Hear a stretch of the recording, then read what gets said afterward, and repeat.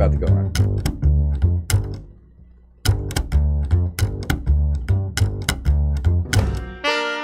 Recording in progress.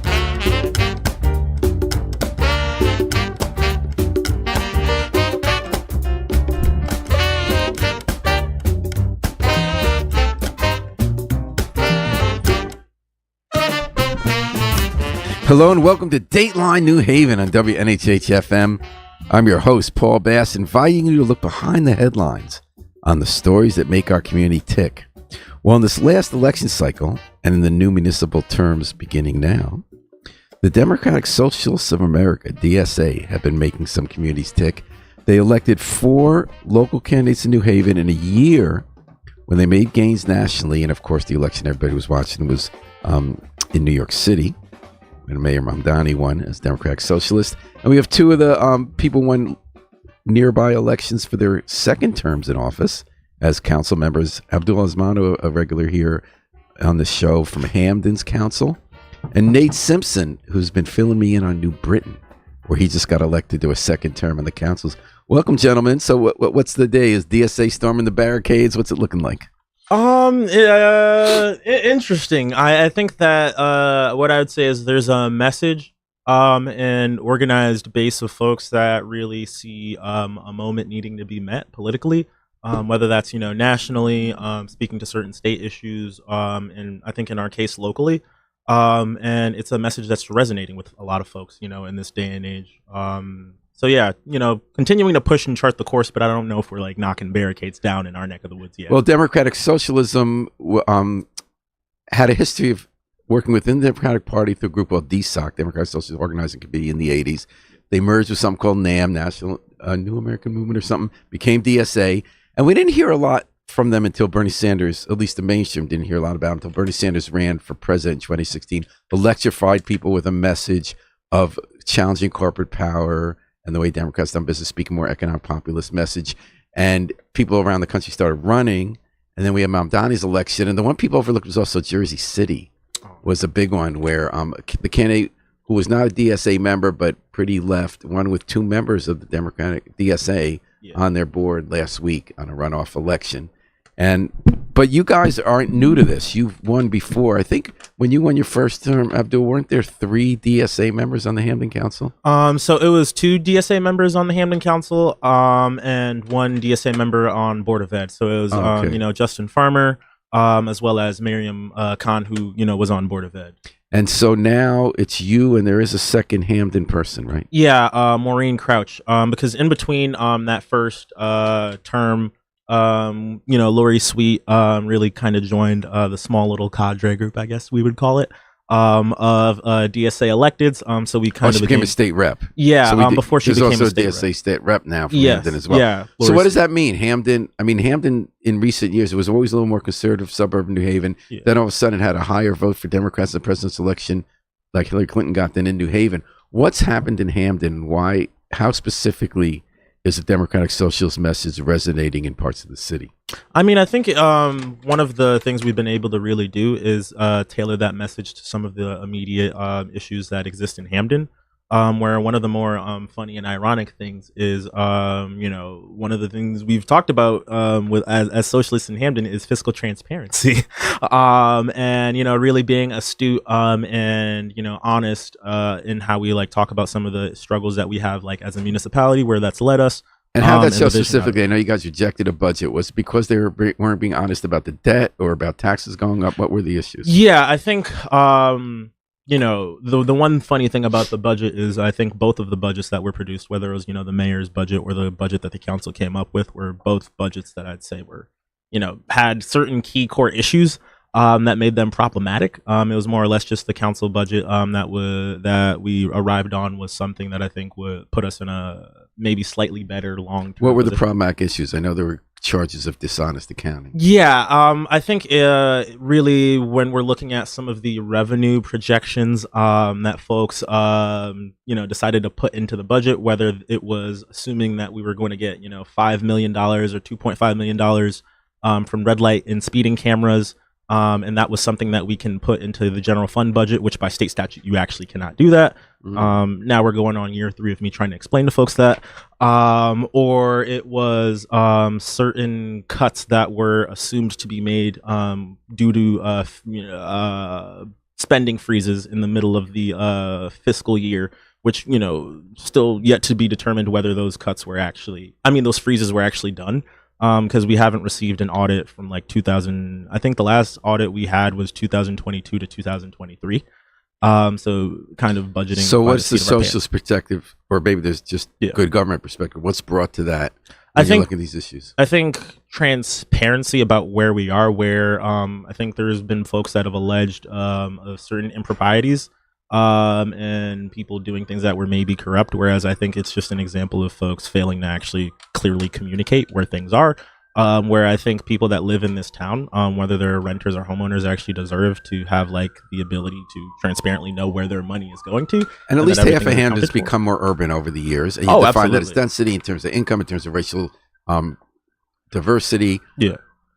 Aren't there core issues about how you're going to raise revenue in a city right now when you have less commercial development than you could have? Aren't there some core that's not about corruption or not, although it is about fiscal honesty? Are there some fundamental fiscal challenges that people aren't facing? I think where they're gonna have to tax people more, you're gonna have to allow more kinds of building that isn't just zoned for one use but not another. Exactly. That's one of the big things that I've really been pushing, is that when you look at Hamden as a municipality, we're in a place that is fiscally unsustainable, where 80% of the revenue that we make is from like residential taxpayers. And when you look at some of the density, like my part of town is like relatively dense, but if you look at the town as a whole, we have close to around, I think, 1,500 people per square mile. Which when you look at that in terms of municipalities that have like over 40,000 people, I think the only municipality that is in a ballpark of having that dismal level of person per square mileage is Greenwich. And we don't really have the tax. And why is that? Because Northern Hamden is more, not rural, but it's more. Yeah, I think it's, if you go like north of Southern Hamden, which I think there's still opportunities that we maybe have in Southern Hamden of adding a little bit of density. The density actually starts to peter off. And we're in a place where we truly do not actually have like the tax base we need to continue to like. So are you a YIMBY guy? I refuse to, find myself between the YIMBY and NIMBY binary. I think there are like things that each side of the discourse, really fail to think about. Where I was actually just having a conversation with someone who, originally is from Florida, and was talking about some of the perils of, incessant development, where they forgot about, certain infrastructural concerns. And now, in other words, we had rules put in place for good goals. You wanted the protection of the environment. You wanted people not to come in and make money and destroy a neighborhood. And then the argument is that some of the stuff got outdated. It became hard to build anything. As a result, there's no affordable housing. Yeah. And then there's like leap of faith among the YIMBY people that the more you build, supply and demand will cause rents and housing prices to go down, which may or may not be true. Yeah. And so it sounds like you're sort of taking a little bit from both. Yeah, so I think that like there are elements of like NIMBYism that like I believe are truly rooted in like the quintessential fear of, low income, housing or whatsoever, but which is weird because when you look at some of these plans and developments, and you're looking at like how the AMI breaks down, where it's just like, oh, okay, cool. You're afraid of someone that median income. Yeah, area median income. You're afraid of someone that makes $70,000 a year having the opportunity to live in your neighborhood. Where, for example, I'd say like that's me in this current situation. Which even within that self, like that fear kind of comes from a very, I think, problematic place. Mm-hmm. And then there's use zone, like people talk about, can you on Dixwell Avenue allow housing there? Can you allow commercial development in other parts? Yeah, which is like one of the funny, ironic things, because if you go down Dixwell Avenue, it's something that I think is supposed to be our main corridor. But it doesn't really have like the look or feel of a main corridor, where you have, 3-unit, housing over there. Not really much like mixed use development that you have over there, which is one of the weird things that like I'm actually like pushing for, that I would say oftentimes finds itself being like a YIMBY reform. This is mixed use zoning. Mixed use zoning. Well, that's when you go back to the urban renewal era and the zoning era when liberal planners were dividing cities up by uses. Yep. There was that kind of end of the point where left and right meet, where people felt like planners were planning for people and for the interests of developers, and that for different reasons, left and right wanted to have more flexibility and less zoning. Yeah, so I think that like I kind of find myself falling in a place where every different, every place has like its different like circumstances and situations where I think we're in a point where in order for our town to continue moving on and not be in perpetual fiscal crises, we actually do have to build out that tax So base. fair to say you're not build. You say let's look anew at how we can build. Yes, and like have like actual real goals and plans, and benchmarks that we should meet over that plan of time. And once as we're getting close to meeting that, really be able to assess the needs for the town. We're talking about Democratic Socialist America, which have elected, I think it is four Connecticut local legislators in the most recent election in a year where they made headlines nationally for wins in places like New York and Jersey City. Nate Simpson is with us from New Britain. So you just won your second term on the New Britain. Is it called the City Council?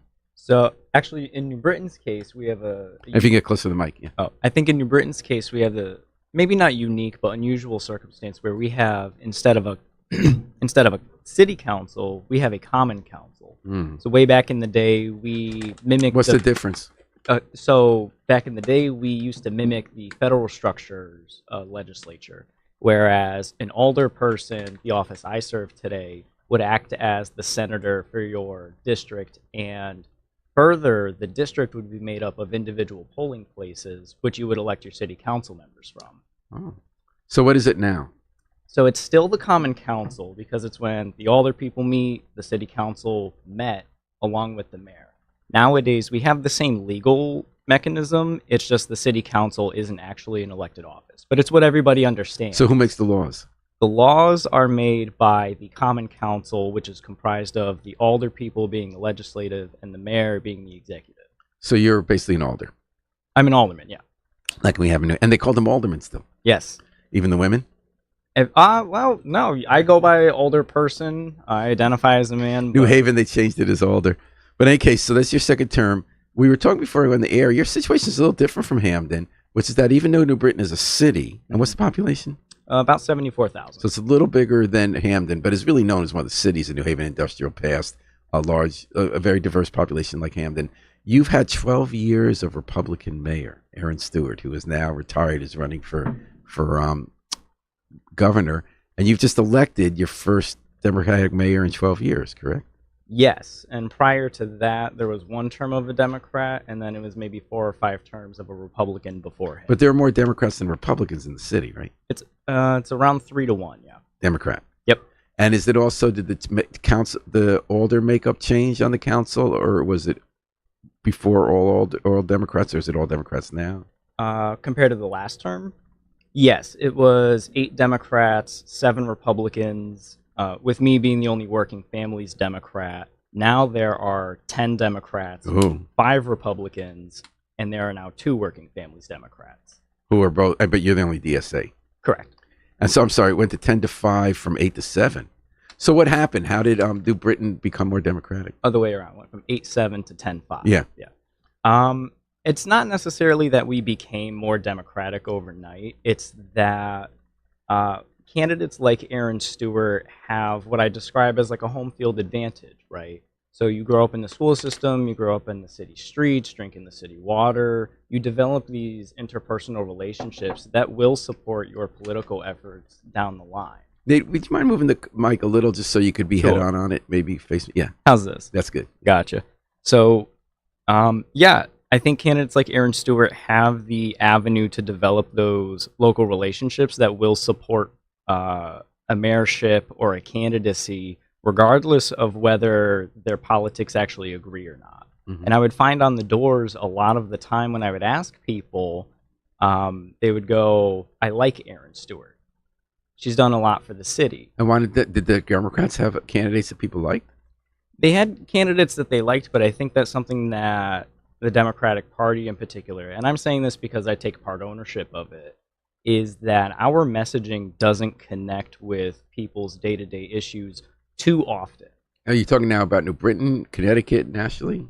Mostly nationally, right? I think the Republicans take a position that the federal politics and the local politics are separate. I tend to disagree with that, and one of the things that highlights that is the consistent errors in messaging that I see coming from the national level of our politics, and that does bleed down to the local. So what would be an example of that messaging that you think was off base, and how did you message differently when you ran for office? some people, when they run for office, they use trigger words, right? Things like defund the police. I tend to take a step back and say, look, no, we care about public safety, right? Because the framing about public safety should be closer to how do we let people engaging in good faith go about their business, right? And in that, you come up with your policies, your laws, and your regulations that a new administration may or may not enforce. And one of those policies, I think, was maybe providing a new high school at no cost to taxpayers. This was a promise that a lot of Democrats put forward in New Britain. How do you do that? Sphere.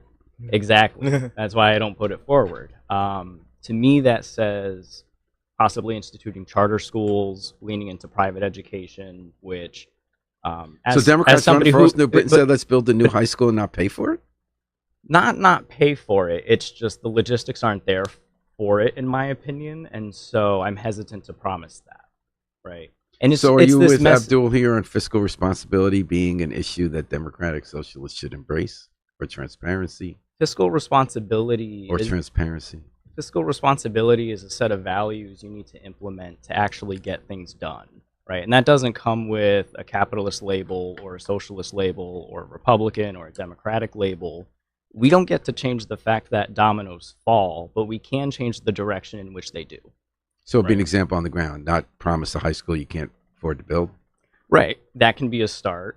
In last year's city budget, I prioritized public education by finding millions of dollars year over year over year that would go into public schools. I found money that would fully fund the library. And where'd it come from? It's still coming from city revenues. But I mean, what did it come out of? It didn't come out of anything. It came out of, I guess in a way, it came out of the organic growth of our grand list. And the difference there were the priorities. The Republican budget said no increases to public services, but we're going to cut your taxes. Oh, I see. The trick is they don't tell us. That's a nice position to have a town where, unlike Hamden, you have more revenue coming in. Is there a building boom in New Britain? Or? Like, why is there more revenue coming in that you could tap rather than have to decide what to cut? I would peg that towards the inflation of like real estate values. The organic growth of our grand list is signaled by not our tax rate, our mill rate going up, but the value in properties. How much did the grand list go up? It was single digit percentages, but that does translate into budget priorities that cause $1.5 million in one bucket to be available, whereas without that 1.5% of growth, we wouldn't be able to decide where. Whereas in Hamden, is it growing at all? Or is we actually did. We did have experienced a growth in our grand list. But the debt, they have a bigger debt load than New Britain. We have a much larger pension. Pension, our long-term pension and unfunded pension liabilities that more or less have put us in a place where, despite our grand list growth, it doesn't really catch up with some of the long-term liabilities that we have to keep up with. And the increased grand list really was just a facet of property values increasing more so than actual added building and development. We're talking to Abdul, Osmanu, and Nate Simpson, two Democratic Socialists of America DSA members who have just been reelected to their legislative councils in Hamden and New Britain. So tell me an issue you ran on that you're now going to take action on that symbolizes the Democratic Socialist approach you bring to government. Yeah, one of them is the threat to SNAP cuts, right? We saw... Which is food stamps. Food stamps, right. Keeping food on the table. Very socialist kind of idea, especially when the government is providing said service. We saw Donald Trump cut SNAP benefits. We pressured the governor, and by we, I mean just the activist community, organizers across the state, pressured the governor. He released $500 million to cover those cuts. And something I ran on was protecting public services. In New Britain, we have 2-year terms, but we have, assuming all reasonable outcomes, we have 3 more years of this president, right? So one of the things that I ran on was protecting public services, and I don't remember if the cuts came before or after Election Day, but we didn't spend any time. We said, Governor, we need this money. We need it yesterday. So we got a $500 million stowed away. That's going to fund, to my understanding, not only the SNAP cuts, but any other cuts coming our way. Right. Now, SNAP being $72 million a month, according to a report I read, tells us we've got maybe 4 to 6 months of actual funding, right? So part of my organizing is to help keep our food pantry stocked if and when that money expires or gets spent. And how about you, Abdul? What was an issue you ran on that you're going to be tackling? I think one of the issues that I ran on that I was able to put a really interesting democratic socialist tilt to was more or less connecting some of like the fiscal issues that we have in our town to the desire in the spirit of like transparency, democratizing some of our finances as much as possible. And what I mean by that is one of the things I was able to get done in this past term on council was the usage of $169,000 worth of money that was put in a restricted account in the aftermath of like ARPA that we were able to use towards participatory budgeting in Hampden Public Schools, where now I see that's something that New Haven Federation of Teachers has actually taken interest to. That's when you said a certain amount of money where the public gets to vote on how it's used. Yeah, so I know they did that in neighborhoods for a while in New Haven. Here's $10,000, pick a project you're going to do. Yeah, so we were more or less able to do that with all of our public schools in Hampden. And one of the thoughts that I have is really as we chart ourselves, hopefully outside of some of the fiscal issues that we have, we can really begin to instill in our town like a sense of you are someone that lives in this town, whether you are a renter or homeowner, and you deserve like an actual meaningful seat at the table and power and dominion over some of the issues that are decided on. Where even taking a step beyond that, one of the things that I really campaigned on was taking some of the red light and speeding camera money that we are going to be getting and diverting that towards a special fund, since I was saying you can't actually put that in your general fund. And giving the opportunity for neighborhood participatory budgeting as it relates to traffic calming. So, giving people in neighborhoods. That means if you live like right by the border of New Haven and there's that whole intersection there by the Hampden Hall, letting neighbors decide if they want to have speed bumps or rerouted streets or things like that. Yeah. And I think that would be a process that would be, of course, liaised by like our engineering department, as well as, town planners and so on and so forth. But I think that, in a time where we are fiscally is uncertain, especially until we get, our missing audits, I think it's a really important thing to really instill in our town that like one of the ways we fell into this trap was the, delegation of a lot of, financial and fiscal issues to folks that didn't really exactly have the public's best interest in mind. And the way that we actually structurally remedy that, and I think is something held core to my values as a democratic socialist, is that you empower people. When government fails or lacks in being able to commit and follow up on its duties in terms of advocating for working class people, you hand working class people power, because that is what accountability and well-functioning government looks like to me. So housing is another big issue in our communities, and DSA has been at the forefront of that, at least in New Haven and in Hampden, where the organization has organized, or members of the organization have organized tenant unions. That's been the big story in New Haven. We had many years of slumlord stories, big slumlord stories, and DSA has at least a half dozen, right? Tenant unions in New Haven, one in Hampden, and or a couple. And then you also got state law changed, so there's more power for the fair rent commissions, right, than there used to be. Yeah, as well as the population requirements have dropped, where if you're over 15,000 people, you get a fair rent commission. How did that factor into your campaign, and where the housing issues stand in Hampden in addition to affordability? Yeah, so kind of as I said, we're in a weird place where we actually have to add more, property and like taxable property to our tax rolls in order to actually survive as a town. And I think this is where a little bit of like my democratic socialist values come in, where I know, just the idea of building everything and hoping that the market solves it is something that seldom actually does work out. So we have to be really creative in how we look at that, where, in my first term, in my first 2 terms, we have, expanded like the rights of tenant unions as far as we possibly can at the local level. We have upped some of like our blight fines. Which a quick shout out to Liam Brennan, the director of who LCI. you worked for when you were yes, who I worked for. Then he got hired to do the things you said you guys were going to do with housing. And that's been absolutely beautiful and amazing to see a lot of the stuff that we cooked up on the campaign and working on really being able to I give credit to the effect. guy he ran against for hiring him to do it. Oh yeah, no, I give Mayor Elliker as well credit. Love him or hate him, I think Liam Brennan is one of the most like talented people that I know when it comes to really being able to come up with creative solutions in the realm of housing. But one of the thoughts that I really have been workshopping a lot in Hamden and campaigned on was the idea that, like, cool, we are actually going to have to deal with developers in order to actually build, affordable housing, but then also, fit certain needs for like market and luxury housing where needed or possible. And I say that with like the hand gestures because it's tough. It's a tough thing for me to admit or say as a socialist. Well, the question is whether you believe that is going to create more opportunity for working class people, either through more revenues to the city if you don't give them too many tax breaks and if you assess the property properly, which we don't do in New Haven, or whether it means you believe that that will relieve pressure on the housing supply at the lower rents and not have them go up as high. I believe most primely that it's going to help like our total grand list and the amount of like taxable property that we're going to get.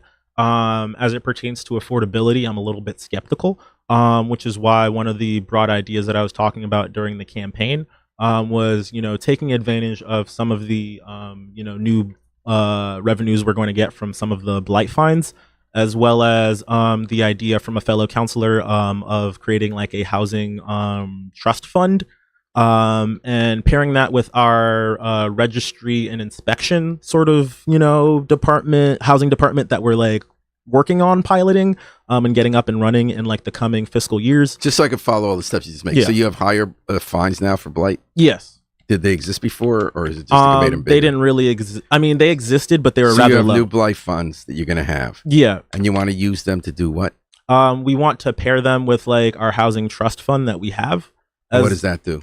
So instead of actually like selling properties that we have and like come up with, through someone not paying, their tax bill or whatsoever. So property foreclose on. Yes, property we foreclose on, actually holding on to that property and seeing what like opportunities exist in terms of being able to, maybe ground lease that property and sell it back to a developer rather than, immediately thinking, how do we sell this off to the highest bidder?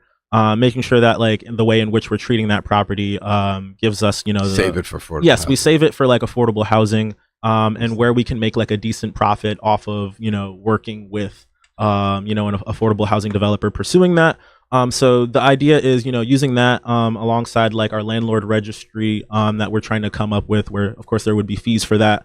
So we would accumulate and amass some money for that. And so you want to create a landlord registry like in New Haven? Yes. Also want to create a way to actually make sure they register. Yep. And then when you talked about, were you also talking about putting funds back into housing inspection or? Yes. Putting funds back into housing inspection, but using some of like the revenues that I would anticipate we're going to make to be bold enough to ask the state for, community investment fund or other grants to be able to start our own community land trust in partnership with possibly a nonprofit, and maybe emulate some of the work that I've seen the Naugatuck Valley project do in Waterbury with the Brookside co-ops that they've been able to build. Co-ops are interesting. We had a whole history in that New Haven in the model city urban renewal era in the 670s. We formed all these nonprofit hosted co-ops that worked really well, and then a lot of them failed because of fights on the board. There was one on Edgewood Avenue that after like 20 or 30 years, there were one mortgage payment left, and they all fought and dissolved, and the developer got it. Co-ops are tough. Yeah. But they're a good model. Co-ops are tough, but they're a good model. I think, like I was saying, Brookside Co-op in Waterbury, is an interesting example of, how you can have a heterogeneous, population that is able to, really coexist and thrive within like a co-op and organize, alongside one another. So yeah, I think that really is one of the thoughts of what we can do to be able to more assertively, command ourselves in the housing market. And it's this thing when you win like about like making room for luxury developers, like Bernie Sanders did in Burlington. We did waterfront development, but he negotiated deals that also benefited people. Although that didn't include some of the socialists. Yep, exactly. And Mamdani, when he ran, he waited to the end, but he embraced the ballot initiatives that were promoted by the bill people, even though he wasn't blindly YIMBY. Yes. To make some of the regulations relax, so you can build denser housing. Yeah, so I'd say that's more or less where like I am, where like I've actually paid like great attention to some of the work that Bernie Sanders did as mayor of Burlington, Vermont. He got trashed for some of that, but I thought he struck a good deal. Yes, it's an amazingly good deal. Where if you go there now, the Champlain Valley Housing Trust actually owns like quite a bit of housing in like that area. And it's really like provided a lot of stability to the market. So I guess one of the weird things that I'd like to say is that if I were to surmise it, it's the fact that like, cool, I recognize that I am a socialist, but like I am existing within the constraints of like a capitalist system. So how in our unique situation do I allow ourselves to be able to develop and gain the revenue that we need to actually keep our town fiscally afloat and solvent, while also taking care of and using whatever funds and proceeds that we can to be able to, on our own accord, build a little bit more affordable housing, and the hypothetical thoughts of what that actually does to our market, our housing market, and possible positions it gives us the opportunity to take when we're dealing with developers. So working as an actual public sector within like the framework of like housing in a nonprofit way. We're talking to Abdul Osmanu and Nate Simpson, who have been reelected as Democratic Socialist of America DSA members, who are Democrats on the local legislative bodies of Hamden and New Britain. So, Nate, how did housing come up in New Britain, and what's something you've been working on with housing? So I have the distinct pleasure of chairing our Planning, Zoning, and Housing Committee in New Britain. One of the things that part of the work— Does that mean of the legislature? Committee? Is that a committee of legislature, or is it a separate commission? Of the Common Council, yeah. So it's 9 members.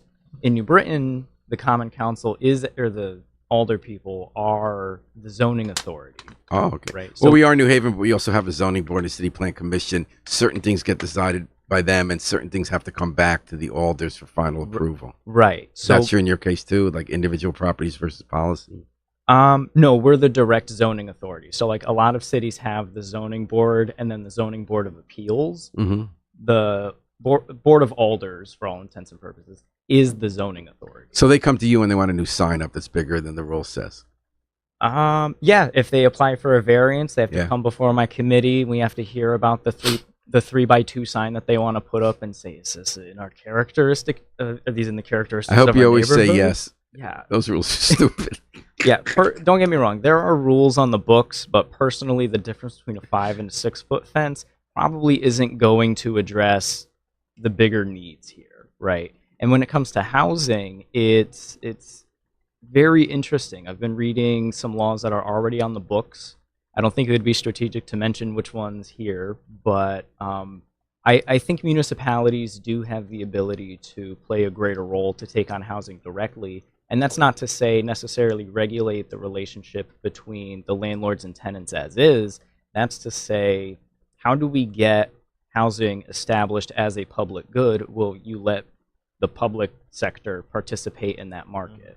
That's sort of what Abdul's talking about. So what kind of state laws are you talking about to do what? There's one in particular that allows us to take on fair housing pretty directly. The language. And what is fair housing? Does that mean who's denied rental properties? Is it to do have properties sold? It's a very good question. A lot of people, when I say fair housing, they hear affordable housing. Legally, these are entirely I hear who different you rent things. to. Right. So. But which is right? So fair housing pertains particularly to discriminatory housing practices. But the way the law is worded, municipalities can provide for fair housing. Now, I think that's just general enough language for us to take more material action than say, don't discriminate. And the courts have reaffirmed this in the 70s and the 80s on the federal level. So what can you do besides don't? That's the experiment here. So I'm still pouring through these laws, but at the same time... But what would you like to... What kind of goals do you have for that? What kind of actions would you like to see this town take? So...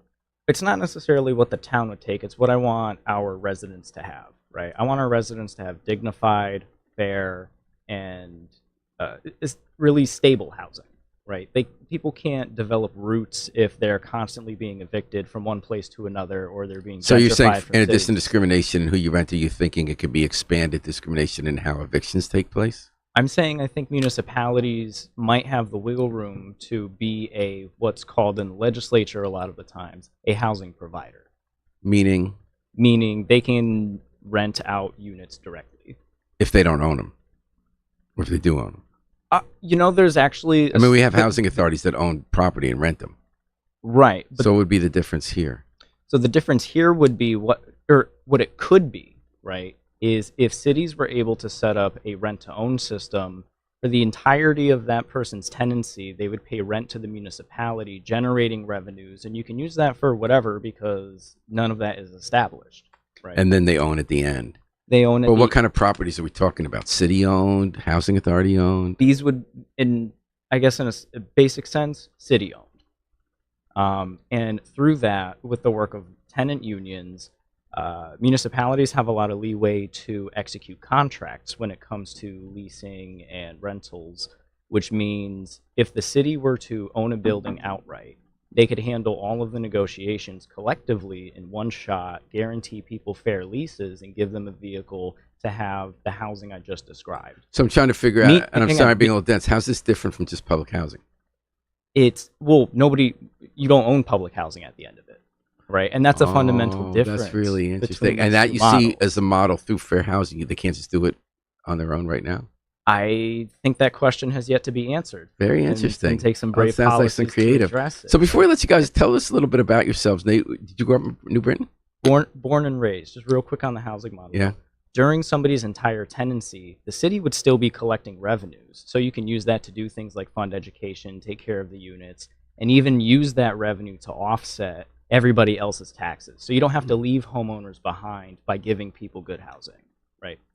So yeah, I just want to have that tidbit. And at the end of it, they become taxpayers by owning the unit, right? So there's a big trade-off, and it offers people democratic control over the spaces they live in. But yeah, I'm born and raised in New Britain. Shout out to New Britain General Hospital. I made it down the hill, and I represent the neighborhood it's in now. How old are you? 26. And what do you do for a living? Well, for almost a decade, I spent in Yukon Health's kitchen, where I've been an ardent union member. I've been a union steward. So I occupy my time with fighting for the working class, not only like as part of my job, but as part of my day-to-day life. So is your job a cafeteria worker?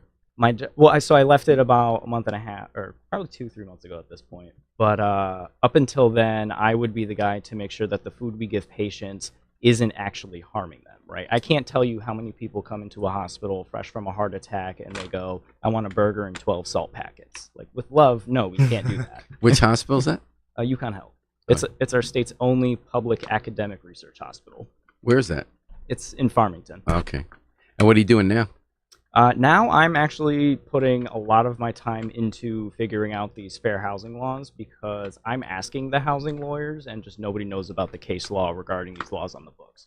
So I think in the 70s and 80s, Connecticut took a lot of steps forward in housing, and then we just sat on it for about 50 years. And these policies are so fragmented across state statutes. I don't know if these facts have just been assembled in the same spot to then answer the question of what is a municipality's role in providing fair housing. Mm-hmm. Right. Great. So pretty much till then, I'm going to make it through the holidays, and then we'll see. We'll put socialism to the test.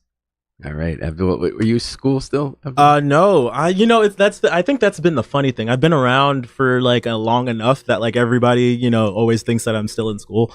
I actually graduated 2 years ago. Way to go.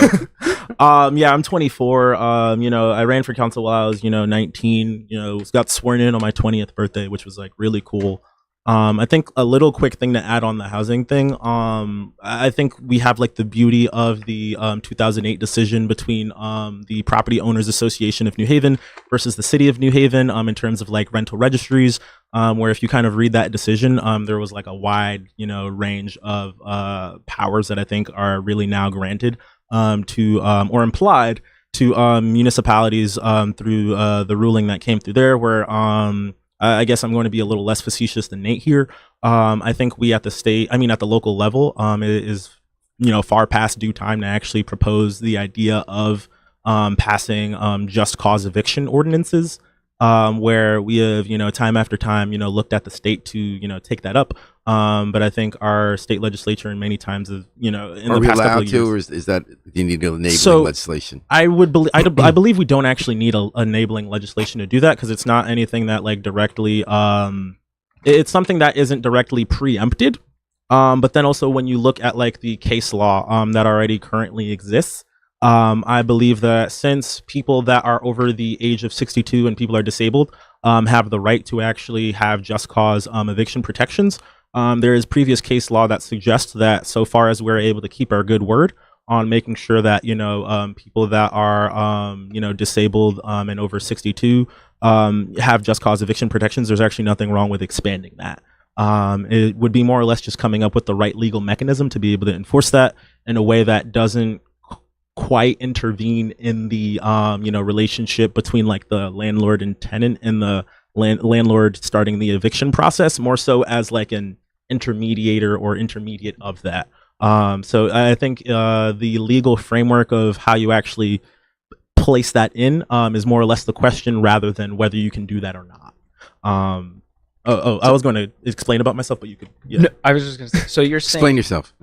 Well, I hope this gets teasing. to that. Just teasing. So you're saying the state law as is grants just cause protections for people over the age of 62 or if they're disabled, right? Yes. And that sets sort of like the baseline of state expectations. Yeah. And given that municipalities can go beyond state expectations, expanding those to everybody would still meet that criteria. Yes, where more or less that's kind of like the legal framework that was pursued under New Haven actually expanding their like landlord licensing program. It wasn't something that, was deeply or innately, put into state law. It was really just like an interpretation that said like, cool, the state actually grants us this power. So you want to set up a registry for landlords like in New Haven, and you want to expand what the town could do with just cause evictions. Yes, and I think it's something that the organizer in me says that it is not just enough to do that in Hampton.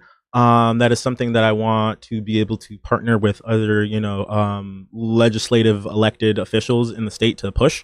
Because I really do mean it in a time that like, cool, everybody is looking at what happened in New York City and they're like, oh yeah, Zoran Mamdani, we got him elected, great. I had the pleasure of like for a couple of months, like I was subcontracted as a political consultant and did a little bit of work on the campaign. It must have been fun. Very fun. That was like the best campaign to watch in this century. Yeah, it was fun too because like I remember telling people in December or January, I was like, he's going to win, and they're like, what? I probably if I wasn't Muslim, I would have betted money on it. But more or less, I think we're in a moment where people are actually demanding more from like their elected officials and politicians, and they're asking themselves like, cool, we need people that are going to be able to work on things and like, meet the moment. This is how we meet the moment. And I want to really put the onus on the state government to act, because the only reason why we're doing this is because we've tried just cause for like 3 to 4 years and it has yet to pass. All right. And what are you doing these days for a living? I actually work for the Connecticut Education Association as a government relations staffer. So, having the opportunity to, play myself out in the movement, whether it's as an elected official or, helping teachers across the state. Well, it's always a treat when you come in here and bring your great energy to WNHA. So thanks for making time. And you bring the Bengal spice tea. That's right. Always there for you. And Nate Simpson, it was such a treat to meet you and find out more about New Britain. Of course. Thanks Good luck for to both having me of you. on. And thanks for joining us. Thanks to Harry Droz behind the controls. We're going to take it out with the Afro-Semitic Experience performing I Wish I Knew How It'd Feel to Be Free from the group CD A Plea for Peace. This is Paul Bass inviting you to fly free with us all day and all night long at WNHH, New Haven's home for community radio.